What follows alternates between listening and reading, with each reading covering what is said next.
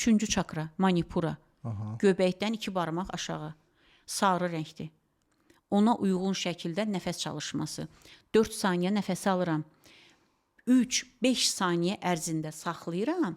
6-8 saniyə ərzində nəfəsi verirəm. İlkin başlayanlar üçün 4 saniyə nəfəsi aldım. 3 saniyə nəfəsi saxladım. 6 saniyə nəfəsi verdim. Və bunu davamlı şəkildə etdikdən sonra yenə 4 saniyə nəfəsi alıram. 5 saniyə nəfəsi saxlayıram, 8 saniyə nəfəsi verirəm.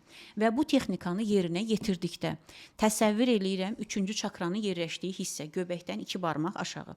Onurğa mütləq şəkildə düz və yenə də nəfəs aldıqda qarnı önə doğru şişirdirəm. Nəfəsi verdikdə qarnı çəkirəm içəriyə və həmin texnikanı yerinə yetirdikdə gözümün önündə o işığı, sarı işığı göbəyin aşağı hissəsində yanır, sönür və onu mən görürəm. 3-cü çakranın blokdan çıxartmaq üçün.